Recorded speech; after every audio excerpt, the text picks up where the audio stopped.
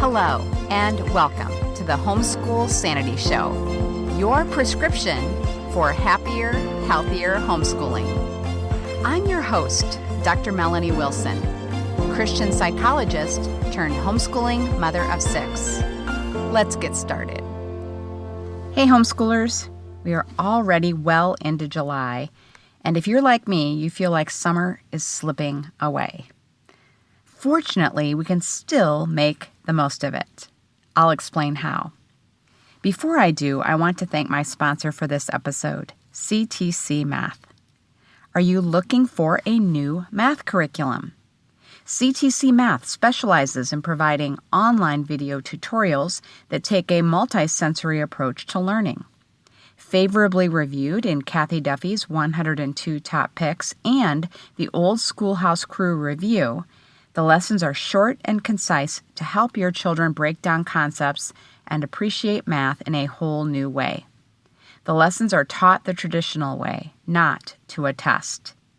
Each one of the video tutorials is taught by an internationally acclaimed teacher, Pat Murray, who is renowned for teaching math concepts in a simple, easy-to-understand way and in only a few minutes at a time.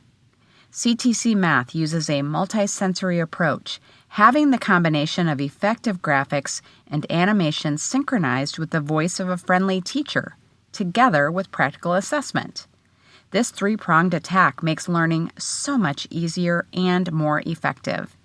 Even students who struggled with math are getting fantastic results, and those who were doing okay before are now doing brilliantly. Visit ctcmath.com today to start your free trial. Now, what can we do to make the most of our summer? The first step is to create a summer bucket list. No, it's not too late. I have a form for this purpose in the show notes. No opt-in required. What will you put on this bucket list? You will add your most important summer activities to engage in, people to see, and goals to accomplish. To complete your bucket list, you'll need to have a family discussion. Let's start with activities.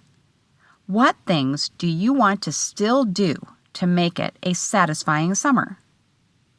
Activities that have been high on my various family members' lists over the years are camping, fishing, swimming, playing tennis, catching fireflies, watching a movie outside, going to a baseball game, having big parties, kayaking, going to a theme park, lighting fireworks. I could go on, but I hope that's enough to get you thinking. Next, consider the people you want to spend time with this summer. Our list includes family, neighbors, and friends we don't see often during the school year. We always invite the neighbors over for a barbecue. We attend or host my sister-in-law's ministry gathering. Friends from out of state typically visit. This year in particular, you may have a long list of people you'd like to spend time with. Finally, consider your goals for your bucket list. What are you really hoping to accomplish this summer? You might want to get all your curriculum planned and your school space organized. You may want to declutter a storage space or get a month's worth of meals in the freezer. These are some summer goals I've had over the years. If you don't have any summer goals, you might consider the challenges in the Organized Homeschool Life book that will help you get organized 1 week at a time. Once you have your bucket list of activities, people, and goals completed, consider ways to combine them. Ask important people to engage in the activities you love with you. We used to have a jet ski and loved taking it out every summer. We frequently invited people to join us so we could spend time with them. If you have a goal of planning, decluttering, or freezer cooking, ask a friend or family member to join you. The accountability and fun will make your goal that much easier to accomplish. The second step to making the most of summer is establishing or tweaking a routine. You can and should put some of your activities and social events on your calendar. But we can all benefit from more structure. We tend to let routines slide in the summer. I know I'm not the only one who does this. We may have different bedtimes. We may not be insisting on chores being completed. We may be a lot more spontaneous with our days. None of these things is bad. However, if we want to be making the most of our time, we need at least a loose routine that allows us to accomplish our goals. If you are going to stay up later than you do during the school year, create a late morning routine. Make sure that you're not doing all of the housework. Discuss a new chore routine for summer with your family. This is a good time to discuss screen time as well. What expectations do you have of your children before they can have screen time? How much structure you impose is up to you, and it can certainly be less in the summer, but don't abandon it altogether. Specifically, decide how your routine can support you in engaging in the activities, social events, and goal-oriented tasks you added to your bucket list. One strategy is to establish a summer weekly routine. For example, Fridays may be a day you decide to plan fun, out-of-the-house activities. If you don't include people in those activities, you might plan Saturday as your socializing day. You could choose another day of the week as your work day. That is when you will work on your freezer cooking or lesson planning. Yet another day could be devoted to decluttering. An alternate approach would be to allot a little bit of time to each of these areas every day.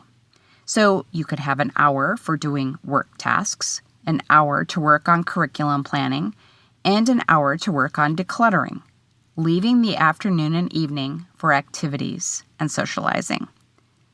The Organized Homeschool Life book can help you develop workable routines for the school year, too. A final critical way to make the most of your summer is to ask God to guide and direct the coming weeks. The summer, I was in the unusual position of having no plans or goals. I asked my Bible study group to pray for clarity and wisdom.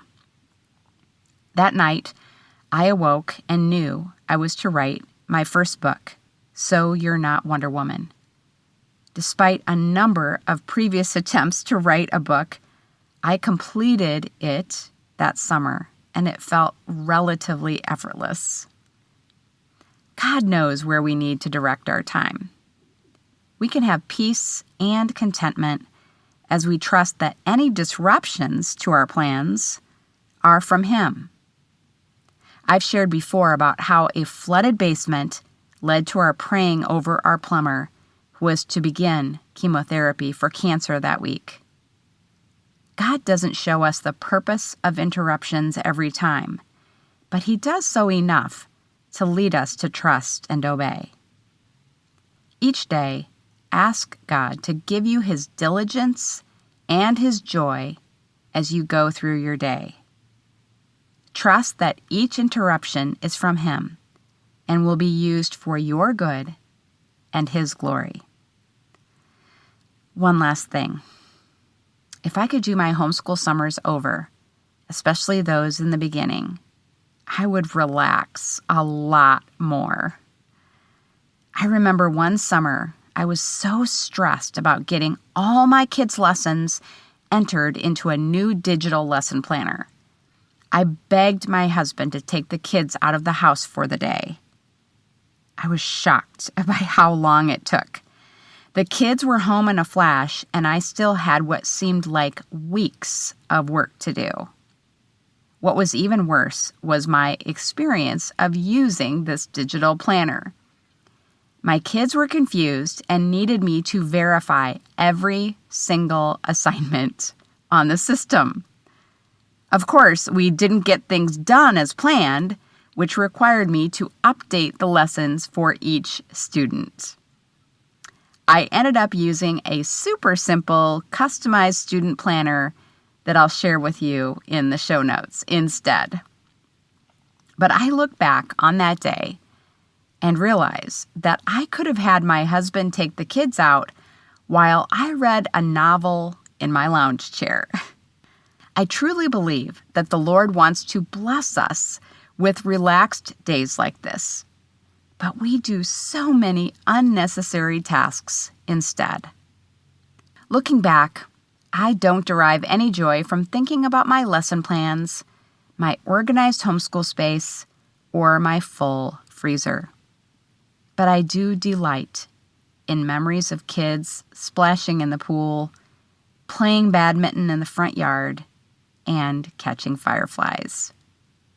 These are the things your children will remember.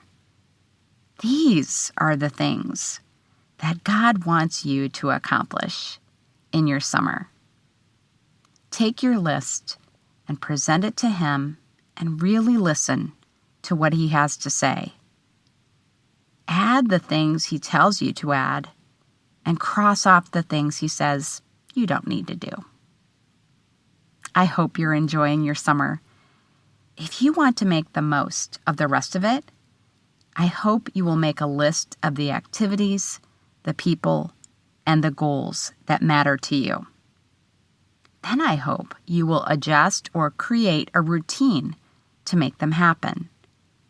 And finally, I hope you will present the list to God, listening for His response.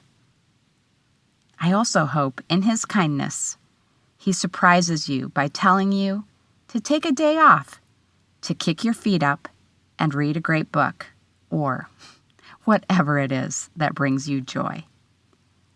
Thanks again to CTC Math for sponsoring this podcast. You can find all of the links at homeschoolsanity.com/goodsummer. Have a happy homeschool week. Thank you for joining me.